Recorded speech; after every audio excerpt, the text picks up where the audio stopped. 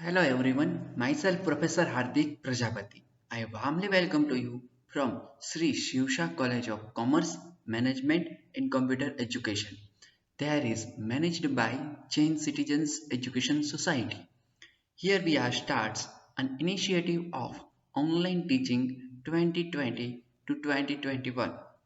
Today our subject is that the principle of macroeconomics 1 in BCom SEM 3 department. In this lecture, we are starts the chapter number 9. Chapter number 9 is that the marginal efficiency of capital. In the previous video, we are completed our chapter number 8. So let us start chapter number 9. Chapter number 9 is that the marginal efficiency of capital. In this video lecture, we are understand what is the meaning of the marginal efficiency of capital and what is the factor determining by margin efficiency of capital. There is the two main subtopic are understand in this video lecture. So let us start. Our first topic is that what is the meaning of marginal efficiency of capital. Our first point is that the meaning of marginal efficiency of capital. The marginal efficiency of capital indicates the estimated profitability of the source of capital. Whenever some capital are investment in other industries, government sector, private sector, then you will be get a profit. This profit is called the marginal efficiency of capital. The first time concept of marginal efficiency of capital was introduced by the American economist Irving Fisher. Okay, the first economist who was derived the equation for marginal efficiency of capital is Irving Fisher. He considered this concept as rate of returns over cost. What is he consider rate of returns over cost? It was J.M. Keynes who used two words marginal efficiency of capital. First of all, you remember that the Irving Fisher was the first introduced the marginal efficiency of capital, but that cannot be defined as the marginal efficiency of capital. But the second economist J.M. Keynes is defined as the word marginal efficiency of capital for these equations. According to him, I define the marginal efficiency of capital as being equal to the rate of discount which would be make the present value of the series of annuities given by the returns expected from the capital assets during its lifetime just equal to the supply price. Okay, what is the marginal capital of what is the marginal efficiency of capital by Keynes? Keynes can be concluded that whenever some you will interest in the different types of investment, then will be you get a interest from this cost. Means કે તમે કોઈ કેપિટલની અંદર like ઇન્ડસ્ટ્રીઝની અંદર investment કરો છો ત્યાંથી તમને જે રેટ મળવાનો છે ને રિટર્ન એટલે કે જે ઇન્વેસ્ટમેન્ટ કર્યું છે એની ઉપરનું તમને જે ઇન્ટરેસ્ટ મળવાનો છે તે ઇન્ટરેસ્ટ તમને લાઈફ ટાઈમ મળતો રહે ઇક્વલી સપ્લાય પ્રાઇસની જેમ જ તો એ શું કહેવાશે તો તેમાંનું કહેવાશે માર્જિનલ એફિશિયન્સી ઓફ કેપિટલ કહેવાશે. ઓકે, તો આ સમજવું જરૂરી છે ખૂબ જ તે તો એને તમે ઇઝીલી તમે નોટ ડાઉન કરી લેજો તમારી ડેફિનેશન. તો આની અંદર આપણે શું શીખ્યા તો આની અંદર આપણે વાત કરી કે એર્વિંગ ફિશર છે ને તેને સૌપ્રથમ આ કન્સેપ્ટ આપ્યો હતો બટ આ કન્સેપ્ટને માર્જિનલ એફિશિયન્સી ઓફ કેપિટલ તરીકે કોને ડિરાઈવ કર્યું તો એ છે આપણો J.M. કેન્સ. અને એની ડેફિનેશન શું છે તો માર્જિનલ એફિશિયન્સી ઓફ કેપિટલની ડેફિનેશન્સ છે તો એ ડેફિનેશન શું કહેવા માંગે છે તો તે ડેફિનેશન્સ છે એમ કહે છે આપણને કે જ્યારે પણ કોઈ તમે ઇન્વેસ્ટમેન્ટ કરો છો ઇન્વેસ્ટમેન્ટ ઇન્ક્રીઝ થાય તો એને રેટ ઓફ શું થશે ઇન્ક્રીઝ થઈ જશે અને રેટ ઇન્ક્રીઝ થશે તો શું થાય તો એના કારણે તમને ઇક્વલી છે ઇન્ટરેસ્ટ મળતું રહેશે એટલે કે ત્યાંથી પ્રોફિટ તમને મળતું રહેશે તો એને જ કહેવાય marginal efficiency of capital. Okay, next The expected rate of return after deducting the production cost from the additional capital source means the marginal efficiency of capital. What is the defining second definition? The second definition will be says that whenever your expected rate of return after deducting the production તમે cost છે એને તમે બાદ કરી દો અને પછી જે તમારો રેટ વધે એને શું કહેવાય તો માર્જિનલ એફિશિયન્સી ઓફ કેપિટલ કહેશો. Thus, the marginal efficiency of capital is the estimated return from the capital source after deducting the production cost. Marginal efficiency of capital છે ને એ કેવી કેપિટલ છે જે તમારા મેઇન કેપિટલ સોર્સ છે તેની અંદર પ્રોડક્શન કોસ્ટને હટાવી દો એટલે કે બાદ કરી દો અને પછી જે વધે એને કહેવાય marginal efficiency of capital. Okay, ચલો આ થઈ વાત માર્જિનલ એફિશિયન્સી ઓફ કેપિટલની. સેકન્ડ વાત કરીએ તો following 2 points are included in the interpretation of the marginal efficiency of capital. તો એને બે પોઈન્ટ્સ છે એના દ્વારા આપણે એને ઇન્ટરપ્રિટેશન કરી શકાય. The first is that here the consider of additional capital resource means the consideration of marginal capital resource. એટલે કે એડિશનલ કેપિટલ રિસોર્સ છે ને તેને marginal efficiency of resource capital resource તરીકે કાઉન્ટ કરવામાં આવતા હોય છે. Second, the production cost of the capital resource should have been deducted from the expected return from the additional capital source. જો second line છે ને તમને શું કહેવા માંગે છે સમજાવું ઇઝીલી કે તમે કોઈ નવી ઇન્ડસ્ટ્રીઝ ઓપન કરી છે તો નવી ઇન્ડસ્ટ્રીઝ ઓપન કરો તો શું થશે તો એનો મતલબ એવો કે તેની અંદર તમારે જે કોસ્ટ લાગેલી છે એ કોસ્ટમાંથી તમને જે રિયલ ઇન્કમ મળે છે શું મળે છે તો કે તમારે રિયલ કેપિટલ સોર્સ મળે છે તેની અંદર માંથી તમે પ્રોડક્શન કોસ્ટને બાદ કરી દો અને પછી જે વધે એને કહીશું આપણે તો શું કહેવાય marginal efficiency of capital. Okay, ચાલો સેકન્ડ વાત કરીએ આપણે હવે. The marginal efficiency of capital is determined by two factors which are as follows. ચલો અહીંયા એક છે ને આપણે ન્યૂ ટોપિક સ્ટાર્ટ કરીએ છીએ તો આ ન્યૂ ટોપિકનું ટાઇટલ શું છે? What is the factor of MEC? MEC मतलब marginal efficiency capital. તો MEC is equal to what? તો વાત કરી દીધી આપણે. ચલો and what is the different types of factor? There are the two factor. First is that the expected return to be made available in future from the capital resource. Okay, ચલો તો શું કરે છે તો તમે જે ફ્યુચરની અંદર રિટર્ન મળવાના છે કોઈ ઇન્વેસ્ટમેન્ટની અંતર્ગત તેને આપણે શું કરીએ છીએ તો બાદ કરીએ છીએ.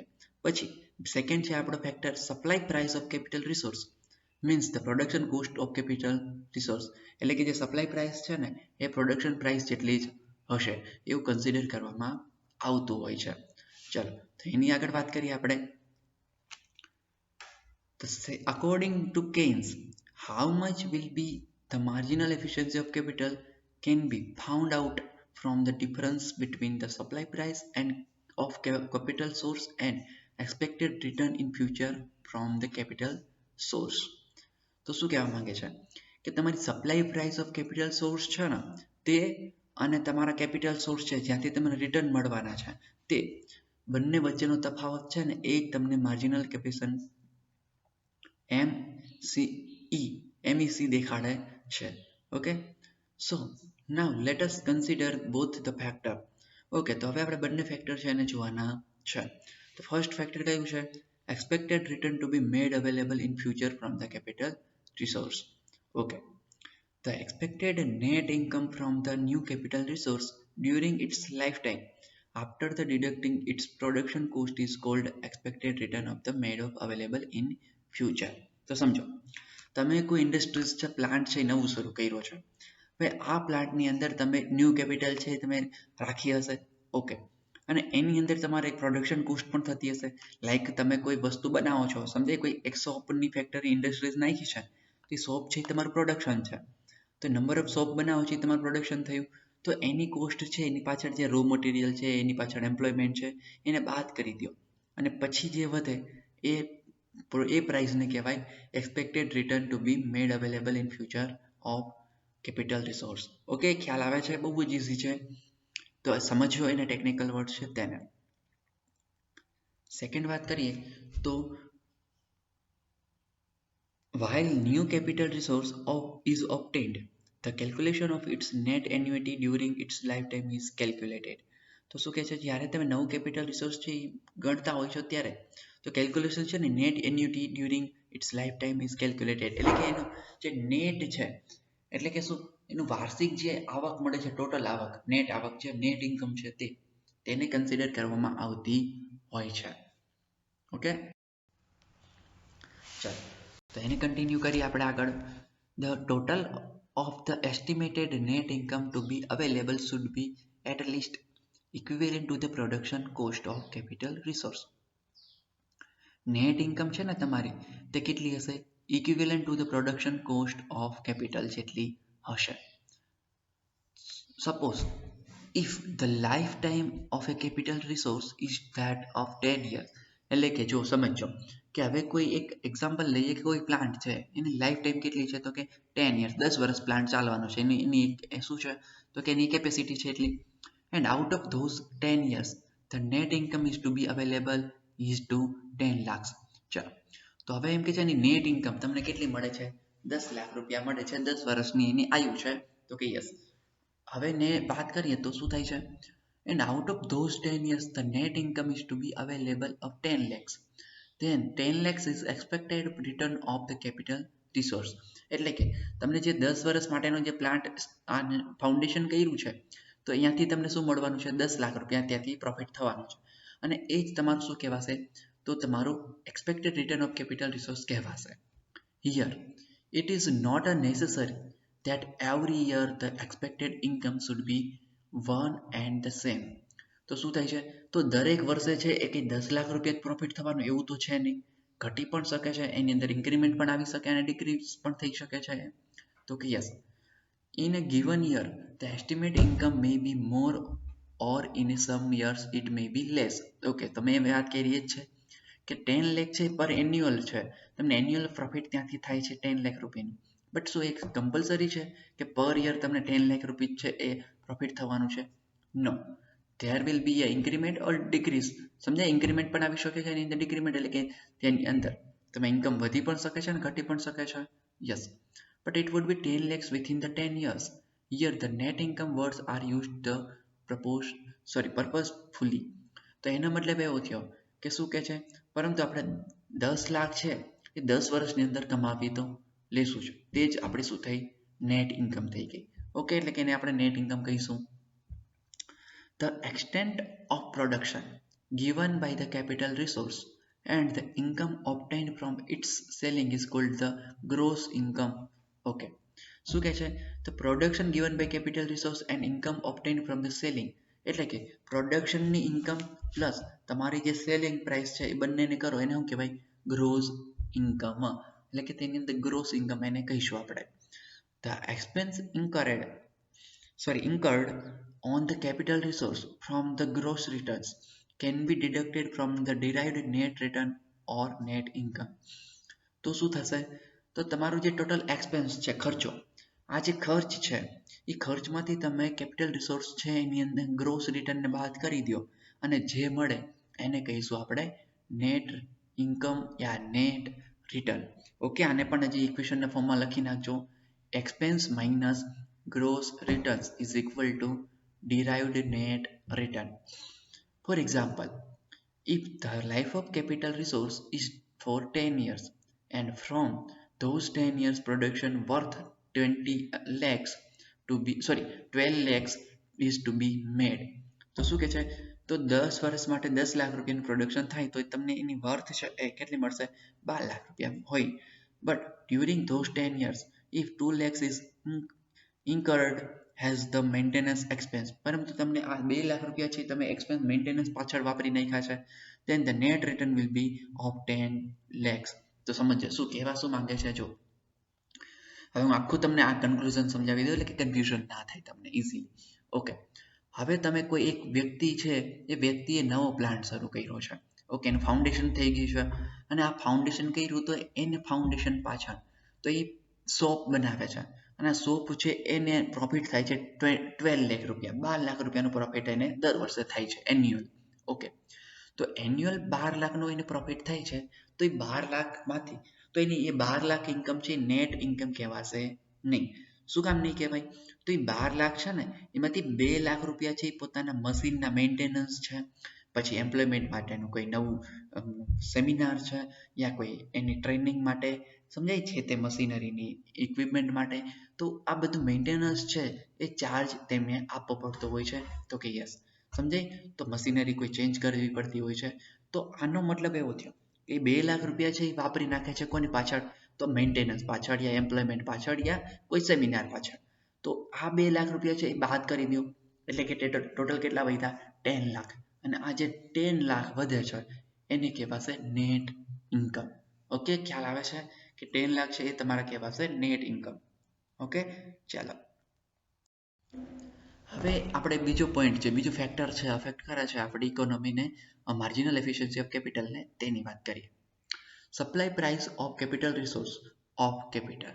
ઓકે, તો સરપ્રાઇઝ પ્રાઇસ છે, સપ્લાય પ્રાઇસ છે તેની વાત કરીએ. The supply price of capital resource means production cost of purchasing the new capital resource. Supply price of capital એટલે શું? તો કે production cost of purchasing the new capital resource, એટલે કે તમે નવું કેપિટલ રિસોર્સ ખરીદી શકો પ્રોડક્શન માટે, એને કહેવાય સપ્લાય પ્રાઇસ કેપિટલ.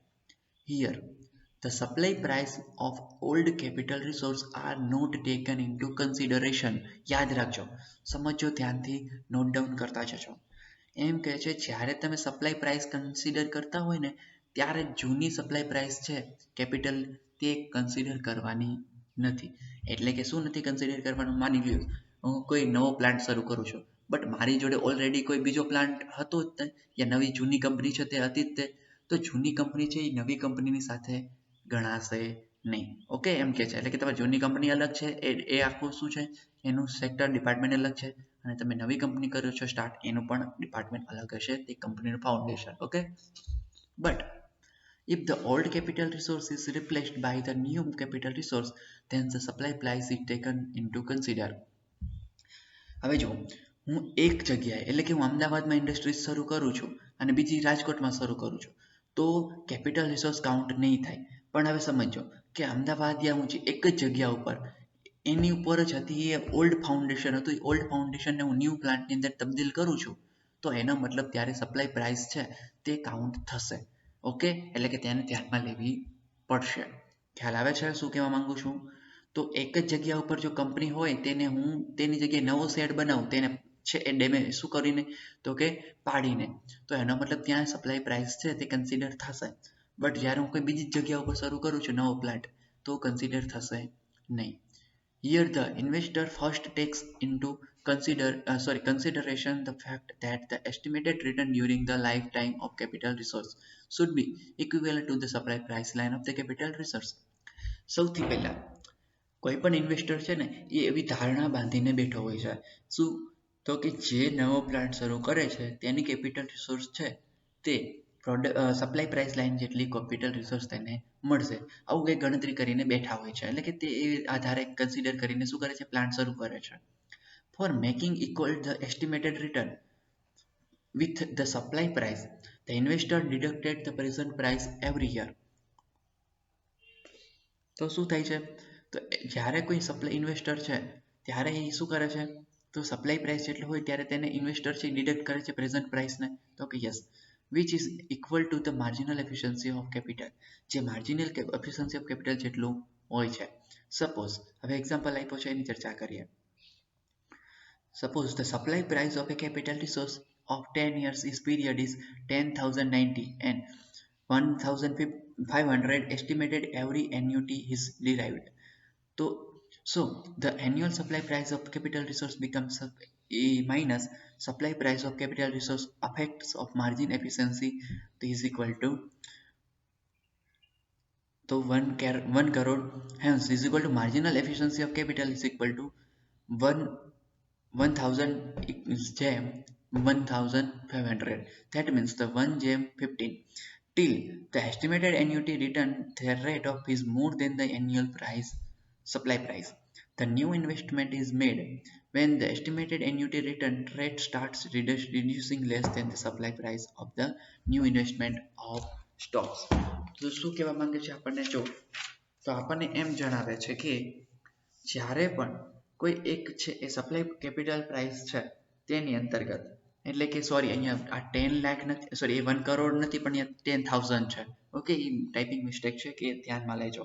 ચાલો, તો શું કહેવા માંગે છે, તો એમ કહેવા માંગે છે કે 10 વર્ષ માટે તમે જો 10,000 રૂપિયા કમાતા હોય અને તેની અંદર તમે 1,500 રૂપિયા એટલે કે 1,500 છે એ તમારી એવરેજ એન્યુટી હોય, તો એનો મતલબ શું થાય, તો આપણે કાઉન્ટ કરીએ કે આપણે કમાઈએ છીએ કેટલા, તો 10,000. તો 10,000 ડિવાઈડ બાય આપણે શું આન્સર બને, તો કે 10, એટલે કે 10 વર્ષ માટે કમાઈ છીએ. તો આપણે વાર્ષિક કેટલા કમાણા, તો કે આપણે 1,000 રૂપિયા કમાઈ છીએ. ઓકે, તો તેથી શું થાય, તો marginal efficiency is equal two શું થાય, તો માર્જિનલ એફિશિયન્સી એટલે આપણને જે મળ્યું એટલે કે 1,000 મળ્યા, કઈ મળ્યા, સપ્લાય પ્રાઇસ લાઈન છે એ આપણને 1,000 મળે છે. તો 1,000 ઇઝ જેમ 15, સોરી 1,000 જેમ 1,500, તો એનો મતલબ થયો 1 જેમ 1.5, જે આપણું બતાવશે શું, તો કે માર્જિનલ એફિશિયન્સી ઓફ કેપિટલ. ખ્યાલ આવે છે શું કહેવા માંગે છે, તો એ જ કહેવા માંગે છે કે જે તમે વાર્ષિક 10 વર્ષે કમાઓ છો એને ડિવાઈડ બાય 10 કર્યા, એટલે કે તમને કંઈક 1,000 મળ્યા, 10,000 divide by 10 is equal to 1,000. Okay, અને 1,000 છે આપણને સપ્લાય પ્રાઇસ મળી, તો સપ્લાય પ્રાઇસ કેપિટલ મળી, તો એનો મતલબ એના જેમ બરાબર થશે તમારી જે એન્યુઅલ ઇન્કમ છે તે એવરેજ એન્યુટી. તો એવરેજ એન્યુટી કેટલી છે, તો 1,500, તો એ બંનેને જેમમાં લઈ લો, તો વધ્યું શું, તો 0 કેન્સલ થઈ જશે બંને બાદ સાઈડ, તો વધે છે 1 જેમ 1.5. It's called as a marginal efficiency of capital. ચાલો, ઓકે, તો અહીંયા આપણા લેક્ચર પૂરું થાય છે. પછી નેક્સ્ટ લેક્ચરની અંદર આપણે કન્ટિન્યુ કરીએ છીએ આ ચેપ્ટરને. Thank you very much.